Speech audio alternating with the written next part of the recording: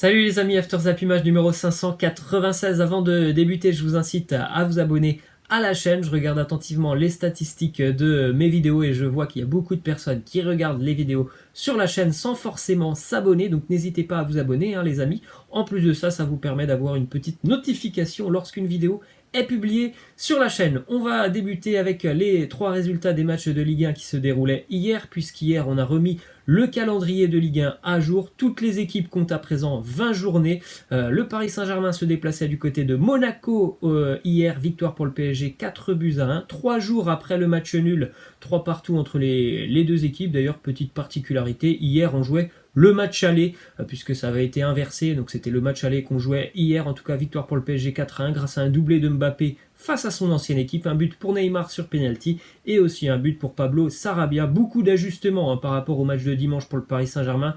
Monaco n'a pas pu reproduire la même prestation que ce dimanche. Ils ont été plutôt en grosse difficulté hier les Monégasques, surtout sur la première période, même s'ils ont 2-3 grosses situations que Keylor Navas a bien sorti. Sinon, franchement, ils ont été, surtout sur la première période, vraiment asphyxiés par le Paris Saint-Germain qui campait dans les 30 derniers mètres, monégasque. Thomas Tuchel a vraiment ajusté les choses. On a eu aussi un bon match défensif du PSG qui avait été vraiment en difficulté dimanche dernier. D'ailleurs, 2 petites déclarations de joueurs défensifs du Paris Saint-Germain. Première, le capitaine Thiago Silva qui a dit, bien évidemment, c'est plus facile avec le contre-pressing des 4-2 devant. Le PSG, on vient de le dire, a été très en difficulté dimanche dernier face à Monaco défensivement. Là, franchement, hier, ça a été beaucoup plus calme pour le Paris Saint-Germain qui a eu une maîtrise du match, avec aussi des latéraux qui ne se sont pas beaucoup projetés vers l'avant, donc ça n'a pas libéré d'espace pour les Monégasques qui en avaient eu énormément dimanche dernier, puisque les latéraux parisiens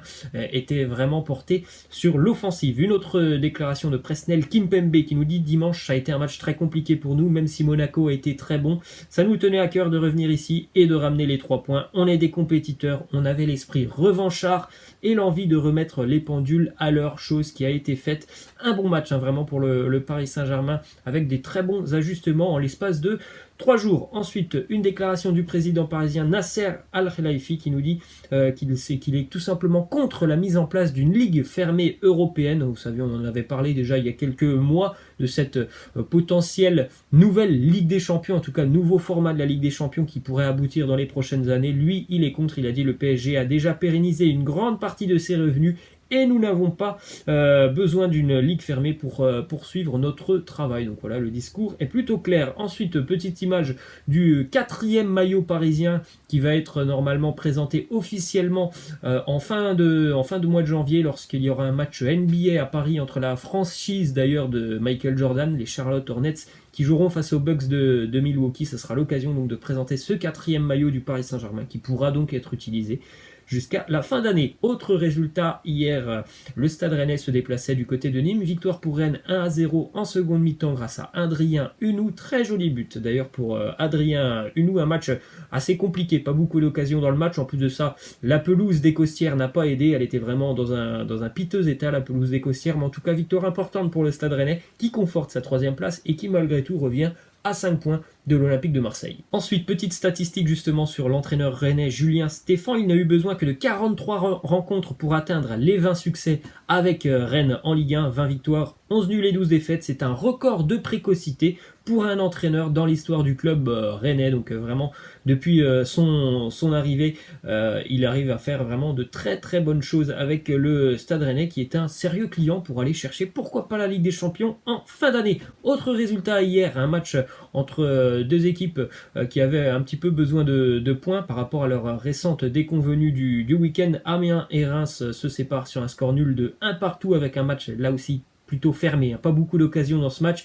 D'ailleurs, Amiens n'a même pas tiré une fois au but en première mi-temps. Ils vont égaliser les Amiénois sur penalty en seconde mi-temps par Konaté, un penalty d'ailleurs qui avait été arrêté par Rajkovic, mais bon, c'est revenu directement dans les pieds de Moussa Konaté. C'est Koutécha qui avait marqué juste avant la mi-temps pour le Stade de Reims. En plus, les Rémois ont été un petit peu lésés par la VAR, puisque lors de la première mi-temps, la VAR ne fonctionnait pas Et malheureusement pour eux, ils auraient dû bénéficier d'un penalty en première mi-temps. Si la VAR avait fonctionné, bien évidemment qu'il y aurait eu penalty. Malheureusement, ça n'a pas été le cas pour les Rémois. Petite info pour l'Olympique Lyonnais qui a transmis une offre de 7 millions d'euros plus des bonus et un pourcentage à la revente pour Tino Kadewere, l'attaquant du Havre. Bien évidemment, l'offre a été rejetée par le Havre qui attend toujours certainement une offre plus importante, hein. C'est-à-dire que je pense que le Havre attend certainement d'ailleurs l'offre d'un club anglais et je pense que les Havrais attendent peut-être autour des 15 voire 20 millions d'euros pour l'attaquant Tino Kadewere. Ensuite, une info aussi qui concerne l'Olympique Lyonnais puisque le jeune Amine Gouiri pourrait être prêté jusqu'à la fin de saison avec le Nîmes Olympique afin de gagner du temps de jeu. Lyon souhaite recruter un attaquant, donc on vient d'en parler, ça pourrait être Kadewere, ça pourrait être quelqu'un d'autre, mais en tout cas Lyon va essayer de se renforcer dans le secteur offensif, ce qui relèguerait bien évidemment Gouiri encore un petit peu plus loin dans la hiérarchie des attaquants lyonnais, donc pourquoi pas aller trouver du temps de jeu du côté de Nîmes. On poursuit les amis avec ce qu'il s'est passé du côté de Marseille hier, une journée un petit peu particulière puisque hier on a appris que l'OM avait engagé Paul Aldridge. C'est on va dire en gros un intermédiaire qui est chargé de vendre des joueurs en première ligue, donc il va travailler avec l'Olympique de Marseille bien évidemment sur le futur mercato normalement estival puisqu'on en a parlé hier. Marseille sera obligé de vendre des joueurs malgré qu'il y ait une qualification en Ligue des Champions. Le conseiller donc Paul Aldridge a beaucoup d'adresses en première ligue, c'est pour ça qu'il a été engagé par Jacques-Henri Hérault. Et puis un petit peu plus tard dans la journée, on a une double déclaration d'André Villas-Boas qui revient sur son futur du côté de Marseille, puisqu'hier du côté de Marseille, on était prêt à lui proposer une prolongation de contrat si jamais il y a une qualification en Ligue des Champions. Écoutez bien André Villas-Boas, il nous dit « Je peux répondre avec franchise, je suis un homme du monde, j'ai quitté la Chine pour faire le Dakar, je suis venu ici pour la grandeur du club et pour Andoni Zubizarreta. Avec ça, tu as une idée, ce qui veut bien dire que voilà, il n'est pas lié vraiment avec l'Olympique de Marseille. En plus de ça, il nous dit c'est vrai que l'aspect économique de cette saison est au-dessus du sportif. Moi, je me concentre sur mon objectif, celui d'être en Ligue des Champions. Je suis venu ici pour la grandeur du club et aussi vraiment pour Andoni Zubizarreta. Il est vraiment lié au destin d'Andoni Zubizarreta, donc on peut se dire que si Zubizarreta part, Villas-Boas partira. Et au-delà de ça, Villas-Boas n'a pas beaucoup apprécié justement l'arrivée de ce Paul Aldridge, puisqu'il n'a pas été consulté, André Villas-Boas. C'est Jacques-Henri Hérault qui a pris la décision d'engager Paul Aldridge sans jamais communiquer avec André Villas-Boas. Ça ne lui a pas beaucoup plu. Il a fait des déclarations là-dessus. Et d'ailleurs, justement par rapport à cette histoire de Paul Aldridge, hier, dans la soirée, après ces déclarations d'André Villas-Boas qui est donc laissait planer le doute sur son avenir, le président marseillais Jacques-Henri Hérault a reçu une menace de mort sur les réseaux sociaux en mentionnant son adresse, puisque voilà, il n'avait pas communiqué par rapport à l'affaire Paul Aldridge. Donc il s'est passé pas mal de choses du côté de Marseille, une journée un petit peu spéciale hier. Ensuite on a une petite image assez sympa avec les 10 joueurs qui sont pour le moment les plus chers sur le mercato. Bien évidemment Mbappé est premier devant Sterling ou encore Mohamed Salah.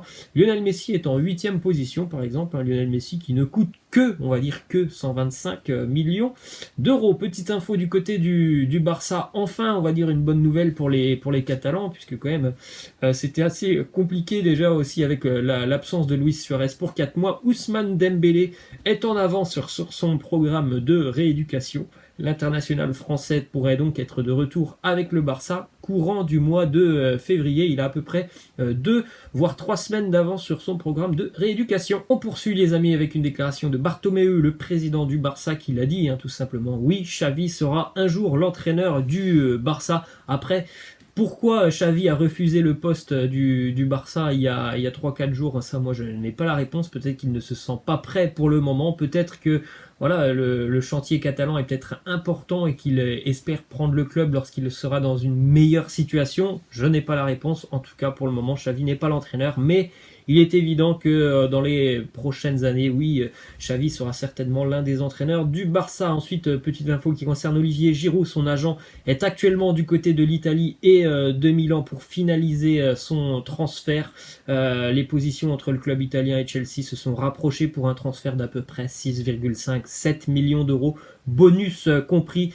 Est-ce que Giroud pourra jouer du côté de l'Inter? Ça, j'en suis pas sûr quand même, franchement, avec la présence de Lukaku La présence de Lautaro Martinez, ça me semble compliqué pour Giroud, mais en tout cas l'Inter le veut déjà depuis plus d'un mois, donc certainement qu'Antonio Conte, qu'il connaît d'ailleurs très très bien, compte quand même sur lui. Petite arrivée aussi du côté du Napoli, le milieu de terrain slovaque Stanislav Lobotka signe avec le Napoli. Quand même 25 millions d'euros, hein, ce transfert à un milieu de terrain très très travailleur, c'est un bon profil pour le Napoli. Une arrivée aussi du côté de la Roma, c'est un joueur qui quitte l'Inter Milan, Matteo Politano, qui revient donc dans son club formateur 7 ans après avoir quitté la Roma. Vous avez cette petite image assez sympa, vous le voyez porter le maillot de la Roma il y a quelques années. Ensuite, une info qui concerne un joueur français qu'on connaît très bien, notamment en Ligue 2 du côté de Troyes l'année dernière. Il avait énormément marqué l'international U21, Bryan Mbeumo, qui a été transféré l'été dernier du côté de Brentford en Championship anglaise. Les statistiques très intéressantes pour Mbeumo, 25 matchs, 11 buts, 4 passes décisives. Il suit un petit peu la trajectoire de Neil Maupay, qui était lui aussi passé par Brentford, qui maintenant est un top scorer aussi du côté de la Première Ligue avec Brighton. Donc vraiment des très bons débuts en Angleterre pour Bryan Mbeumo. On termine les amis avec le 11 de l'année 2019 UEFA. Ce sont d'ailleurs des personnes comme vous et moi, hein, qui pouvaient voter sur le site de l'UEFA. Laissez-moi un commentaire si vous trouvez ce 11 logique. Moi je trouve que oui, dans l'ensemble c'est quand même les joueurs qui ont été les plus performants qui sont représentés dans ce 11. Voilà les amis, je vous laisse, je vous dis à la prochaine, ciao.